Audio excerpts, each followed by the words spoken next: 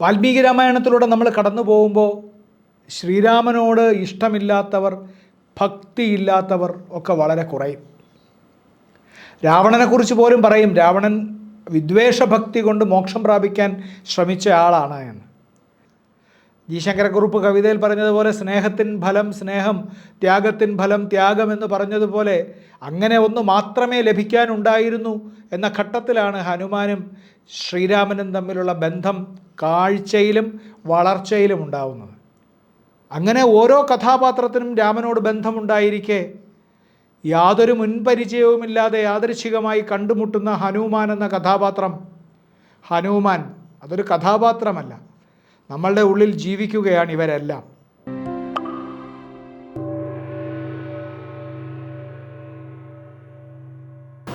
നമ്മൾ ഈ ഒരു മാസം മുഴുവൻ രാമായണത്തെക്കുറിച്ച് സംസാരിച്ചുകൊണ്ടേയിരിക്കുന്നു.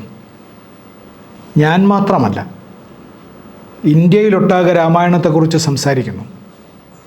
കേരളത്തിൽ പ്രത്യേകിച്ചും രാമായണ പാരായണവും രാമായണ വിശകലനവും നടന്നുകൊണ്ടേയിരിക്കുന്നു. രാമായണത്തെക്കുറിച്ച് ആലോചിക്കുമ്പോൾ ഞാൻ വളരെ ഗാഢമായി ആലോചിച്ച ഒരു കാര്യം, രാമായണത്തിൽ എന്തുകൊണ്ടാണ് രാമായണം ഇത്ര ഭക്തി നിർഭരമായി ഇന്ത്യയിലെ മുഴുവൻ മനുഷ്യരും കണക്കാക്കിയത് എന്നാണ് ആലോചിച്ച് നോക്കിയത്. ശ്രീരാമനൊരു അവതാരമാണ് എന്ന് നമ്മൾക്കറിയാം. പരശുരാമനും അവതാരമാണല്ലോ. പരശുരാമനെ ഇന്ത്യ മുഴുവൻ ആരാധിക്കുന്ന ഒരു അവതാരമായി കണക്കാക്കുന്നില്ല. നമ്മൾ മത്സ്യം മുതൽ കൽക്കി വരെയുള്ള അവതാരങ്ങളെ ആലോചിച്ച് നോക്കിയാൽ അതിൽ 2 പേർക്കാണ് മഹാഭാഗ്യം സിദ്ധിച്ചത്, ശ്രീരാമനും ശ്രീകൃഷ്ണനും. ഇന്ത്യയിലെ മുഴുവൻ ജനങ്ങളുടെയും ഹൃദയത്തിലേക്ക് പ്രവേശിക്കാനും അവരുടെ ആരാധന ഏറ്റുവാങ്ങാനും അവരുടെ പരിലാളനകൾക്ക് വിധേയരായി നിലനിൽക്കാനും. അതെന്തുകൊണ്ടാണ് എന്ന് ആലോചിക്കുമ്പോൾ നമ്മൾ മനസ്സിലാക്കുന്നു, അത് രണ്ടും 2 മഹത്തായ ഇതിഹാസങ്ങളിലൂടെ സൃഷ്ടിക്കപ്പെട്ടവരാണ് എന്ന്. ആ ഇതിഹാസങ്ങളിലൂടെയാണ് അവരുടെ കഥാപാത്ര സ്വഭാവം നിർണ്ണയിക്കപ്പെട്ടത്, ജനങ്ങൾ അവരെ അടുത്തറിഞ്ഞത്. വാൽമീകി രാമായണത്തിലൂടെ നമ്മൾ കടന്നു പോകുമ്പോൾ ശ്രീരാമനോട് ഇഷ്ടമില്ലാത്തവർ, ഭക്തിയില്ലാത്തവർ ഒക്കെ വളരെ കുറയും. രാവണനെക്കുറിച്ച് പോലും പറയും, രാവണൻ വിദ്വേഷഭക്തി കൊണ്ട് മോക്ഷം പ്രാപിക്കാൻ ശ്രമിച്ച ആളാണ് എന്ന്. രാമായണത്തിൻ്റെ മറ്റു പല പല വ്യാഖ്യാനങ്ങളിലും ആവിഷ്കാരങ്ങളിലും ഒക്കെ രാവണൻ ആ തരത്തിൽ ഇത് ഭഗവാനാണ് എന്നറിഞ്ഞുകൊണ്ട് തനിക്ക് അതുവഴി അദ്ദേഹത്തിലൂടെ മോക്ഷം പ്രാപിക്കാൻ ആഗ്രഹിക്കുന്ന ഒരാളായിട്ടൊക്കെ പ്രത്യക്ഷപ്പെടുന്നുണ്ട്. രാമായണത്തിൽ കൗസല്യയ്ക്ക് ശ്രീരാമനോട് സ്നേഹമാണ്. കൗസല്യ ശ്രീരാമനെ അത്യധികം സ്നേഹിക്കുന്നു, ബാക്കി അമ്മമാർ സ്നേഹിക്കുന്നു. തൊട്ടു പിന്നാലെ വർണ്ണമാല്യം അണിയിച്ചു വരുന്ന സീത ശ്രീരാമനെ ലോകത്തെ ഏറ്റവും മാതൃകാപരമായി എങ്ങനെ ഭർത്താവിനെ സ്നേഹിക്കാമോ അങ്ങനെ സ്നേഹിക്കുന്നു. പതിവ്രത രത്നമാണ്, അങ്ങനെ സ്നേഹിക്കുന്നുണ്ട്.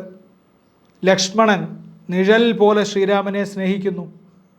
ഭരതൻ ശ്രീരാമൻ്റെ പാദുകം കൊണ്ടുവച്ച് പൂജിച്ച ആളാണ്. അങ്ങനെ നമ്മൾ ആലോചിച്ച് നോക്കിയാൽ വിഭീഷണൻ ശ്രീരാമനോട് അതിയായ ഭക്തി ഉണ്ടായിരുന്ന ആളാണ്. പക്ഷെ നമ്മൾ ആലോചിക്കുമ്പോൾ നമുക്ക് മനസ്സിലാവുന്ന, എനിക്ക് തോന്നിയ ഒരു കാര്യം, ഇവർക്കെല്ലാം ശ്രീരാമനുമായി വ്യക്തിബന്ധങ്ങളുണ്ട്. ഏതെങ്കിലും ഒരു തരത്തിൽ ശ്രീരാമനുമായി വ്യക്തിബന്ധമുള്ളവരോ അദ്ദേഹത്തോട് കടപ്പെട്ടിരിക്കുന്നവരോ അദ്ദേഹത്തിൽ നിന്ന് പ്രയോജനമുണ്ടായിട്ടുള്ളവരോ ഒക്കെയാണ്. പക്ഷേ രാമായണത്തിൽ അങ്ങനെ അല്ലാത്ത ഏറ്റവും അകൽമഷമായ, ഏറ്റവും നിർമ്മമമായ ഭക്തി ഒരെണ്ണം കാണാനുണ്ട് രാമായണത്തിൽ. അത് രാമായണത്തിൽ നിന്ന് മാത്രമല്ല, ഇന്ത്യ തന്നെ സൃഷ്ടിച്ചിട്ടുള്ള ഏറ്റവും അത്ഭുതകരമായ കഥാപാത്രമാണ് ഹനുമാൻ.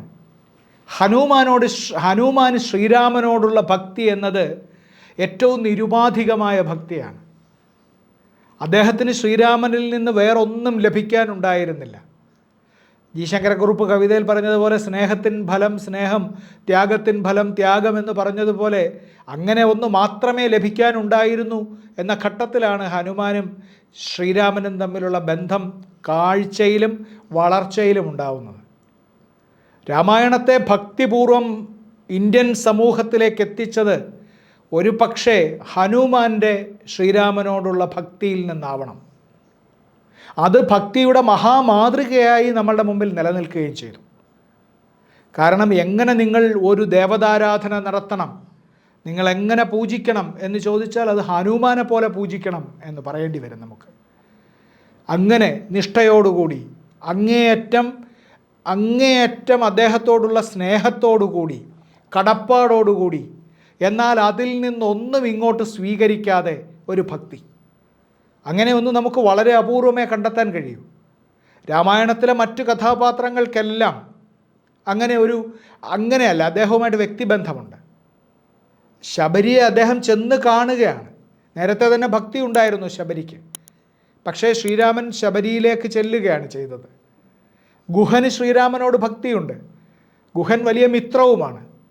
ഗുഹൻ തോണി കടത്താൻ വേണ്ടി അദ്ദേഹത്തിൻ്റെ അടുത്തേക്ക് ചെല്ലുകയും അദ്ദേഹവുമായി അല്ലാതെ തന്നെ ആ കുടുംബവുമായി തന്നെ ബന്ധമുള്ള ആളാണ് ഗുഹൻ. അങ്ങനെ ഓരോ കഥാപാത്രത്തിനും രാമനോട് ബന്ധമുണ്ടായിരിക്കെ യാതൊരു മുൻപരിചയവുമില്ലാതെ യാദൃച്ഛികമായി കണ്ടുമുട്ടുന്ന ഹനുമാൻ എന്ന കഥാപാത്രം, ഹനുമാൻ അതൊരു കഥാപാത്രമല്ല, നമ്മളുടെ ഉള്ളിൽ ജീവിക്കുകയാണ് ഇവരെല്ലാം. അങ്ങനെ നമ്മളുടെ അന്തരാത്മാവിൽ ജീവിക്കുന്നത് കൊണ്ടാണ് രാമൻ ഒരു യാഥാർത്ഥ്യമായി നമ്മളുടെ മുന്നിൽ നിൽക്കുന്നത്.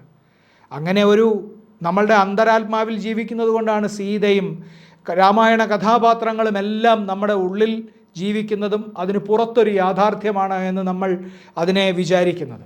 അതുകൊണ്ടാണ് നമ്മൾ രാമനെ പൂജിക്കുന്നത്. ശ്രീരാമ പൂജ നടത്തുന്നത് അതുകൊണ്ടാണ്. നമുക്കത് സങ്കല്പത്തിൽ മാത്രമല്ല യാഥാർത്ഥ്യത്തിലും നിലനിൽക്കുന്നതുകൊണ്ട്. ആ പൂജയ്ക്ക് നിദാനമായത് ഹനുമാന് ശ്രീരാമനോടുള്ള ഭക്തിയാണ് എന്ന് പറയാനാണ് ഞാൻ ആഗ്രഹിക്കുന്നത്. അത് നമുക്ക് കൂടുതൽ വിശദമായി ചർച്ച ചെയ്യേണ്ടതുണ്ട്.